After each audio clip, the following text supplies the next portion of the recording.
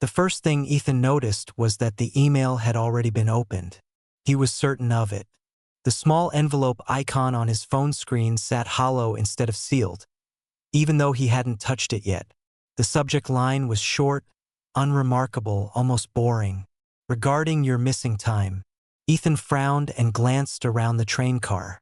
Commuters stared into phones or out the window, sealed inside their own routines. No one was watching him.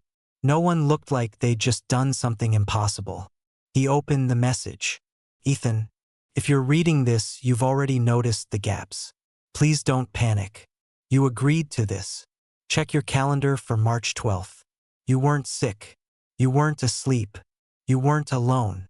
That date punched the air out of his lungs. March 12th. His calendar showed it blank. No meetings. No calls. No location data. A clean white void in an otherwise meticulously logged life. He remembered the gap too. A hollow stretch of time that felt like a skipped heartbeat. He'd always explained it away. Fatigue. Stress. Phone glitch. The email continued. If you want answers, go to the address below tonight. Do not bring your phone inside. And if you see yourself before you reach the door, turn around. Ethan laughed under his breath. A nervous, dismissive sound. And yet his hands were shaking. The address was only 15 minutes from his apartment. That night, he stood across the street from a narrow office building squeezed between a closed laundromat and a dentist's office. No sign. No lights, just a single illuminated keypad beside a steel door. The place looked unfinished or abandoned, except for the faint hum beneath the pavement, the kind you felt through your shoes more than heard. Ethan hesitated. Then he noticed something that made his skin prickle. A security camera above the door slowly adjusted, not toward the street, but toward him. He left his phone in the car and crossed. The keypad lit up as he approached. Without thinking, he typed his birth date. The door unlocked. Inside, the air smelled sterile, faintly metallic. The hallway beyond the door was longer than the building should have allowed, stretching deeper than physics comfortably permitted. Fluorescent lights flickered overhead in a rhythm that felt intentional. At the end of the hallway sat a reception desk. Behind it was a woman typing. She didn't look up. Name, she said calmly. Ethan Cole, he replied. She nodded. You're late. You always say that, she interrupted, still typing. Please have a seat. He sat. The room was too quiet. No distant traffic. No building sounds. Just the soft clicking of keys and that low hum, deeper here, vibrating through the chair. The woman finally looked up. Ethan's stomach dropped. She had his face. Not exactly. Her features were softer, her hair longer, but the resemblance was unmistakable. Same eyes. Same scar near the jawline from a childhood bike accident. She smiled gently, as if at a skittish animal. Don't worry, she said. You're not the first version to react like this. Ethan stood so fast the chair clattered backward. What is this place?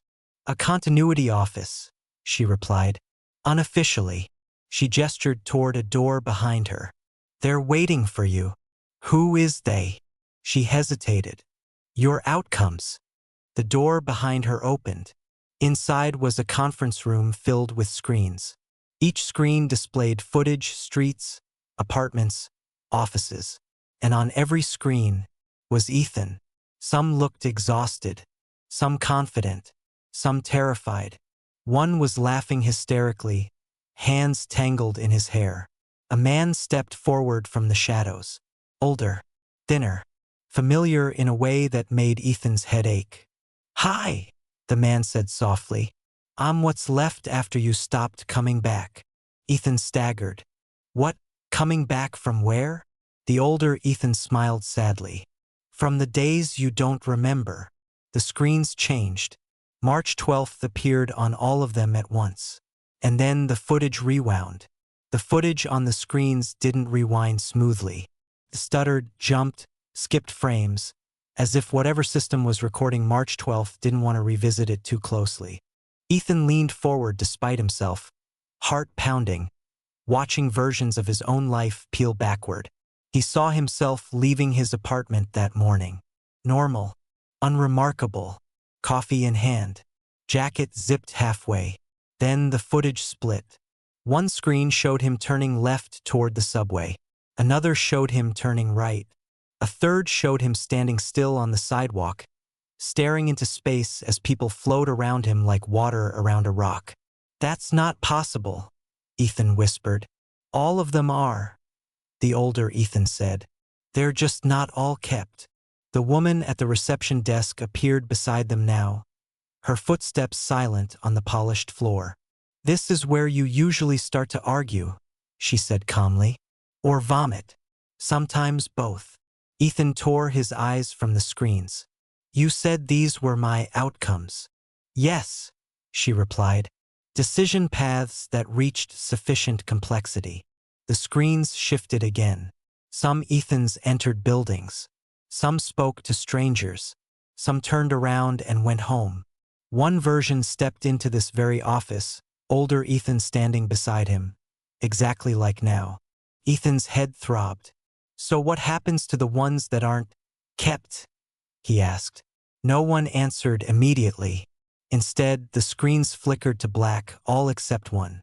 On it, Ethan saw himself lying on a narrow bed in a white room, eyes closed, chest rising and falling slowly. Wires ran from his temples into the wall. "That one," Ethan said hoarsely. "That's me, right now." The older Ethan nodded. "One of you." Panic surged. "Then I'm not real." "You're real enough to ask that question," the woman said. "That's usually the threshold." Ethan staggered back, pressing his palm against the conference table. "You're experimenting on people." "No," she said gently. "We're stabilizing them." The low hum beneath the floor intensified, as if responding to the word. "You see," the older Ethan continued, "most people live straight lines, predictable arcs. But some of us," he gestured vaguely between them, "branch too often. We destabilize probability models, economies, systems, other people." Ethan laughed, sharp and disbelieving. "So you erase us?" "We prune," the woman corrected, "and preserve what works." The screens changed again. This time they showed headlines. Market crashes narrowly avoided. Accidents that almost happened. Political decisions reversed at the last moment. And in the background of far too many of them, Ethan, standing nearby, talking to someone, making a choice so small it barely registered except for what followed. "You're saying I prevented these things," Ethan said.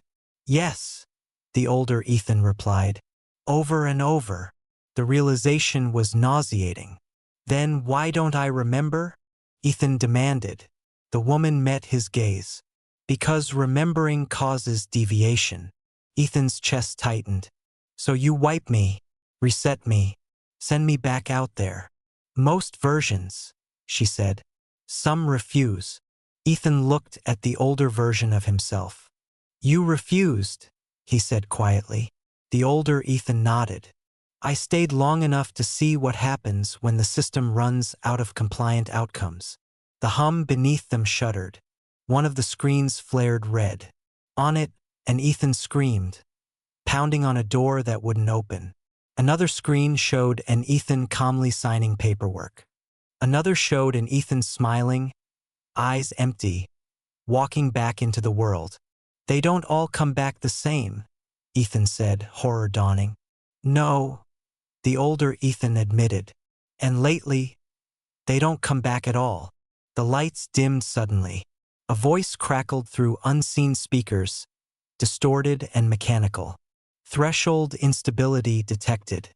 Excess divergence." The woman stiffened for the first time. "That's new," she muttered. "What does that mean?" Ethan asked. The older Ethan grabbed his arm. "It means you weren't supposed to remember this much." The screens began to glitch wildly, images overlapping. Multiple Ethans occupying the same space, flickering in and out of alignment. "And it means The older Ethan continued, voice low, urgent. That the system is about to decide which one of us is the problem. The floor vibrated violently now. Somewhere deep within the building, a door slammed shut, locked, and Ethan understood with sudden, terrible clarity. This wasn't an office that processed people. It was a place that decided who was allowed to continue existing. And for the first time, it wasn't sure about him. The alarms didn't blare. They whispered. A soft, layered tone spread through the building, vibrating in Ethan's teeth rather than his ears. The screens around the conference room fractured into overlapping timelines, each one showing a different version of him reacting in real time. Fear, anger, confusion, calm. Too many reactions. Too much divergence. This is bad, the woman said, her voice tight now. She was typing furiously on a tablet that hadn't been there seconds ago. He's exceeding tolerance. Ethan tore his arm free from the older version of himself. You said I was stabilizing things. You were, the older Ethan said. That was before you remembered. The voice from the speakers returned, clearer now, stripped of distortion. Adaptive subject has exceeded memory threshold. Initiating convergence protocol. The floor beneath them shifted, panels sliding apart to reveal a circular opening descending into darkness. A lift platform rose silently from below, its surface smooth and organic, faintly warm. What is that? Ethan demanded. The older Ethan swallowed. The editor.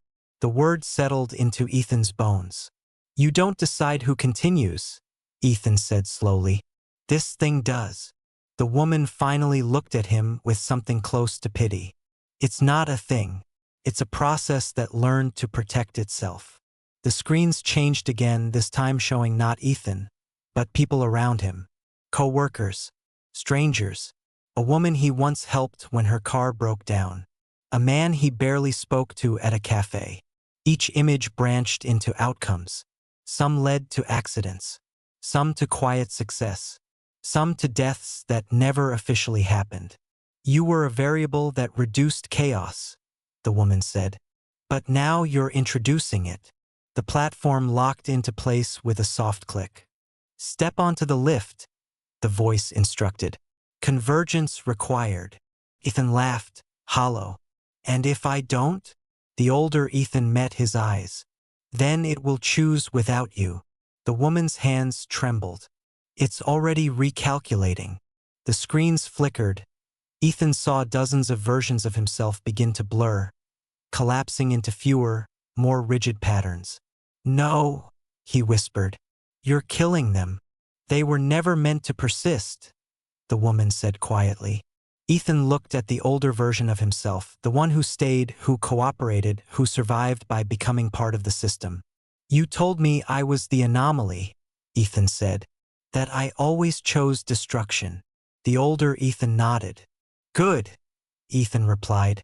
Before either of them could react, Ethan stepped onto the platform and slammed his palm against its center. The lift dropped. Not downward, inward. Reality folded. Sound vanished. Time smeared into sensation. Ethan felt himself splitting, expanding, overlapping, memories colliding, versions bleeding into one another. He saw everything at once. Every March 12th, every choice, every edited outcome. And then he understood the final truth. The system wasn't correcting him.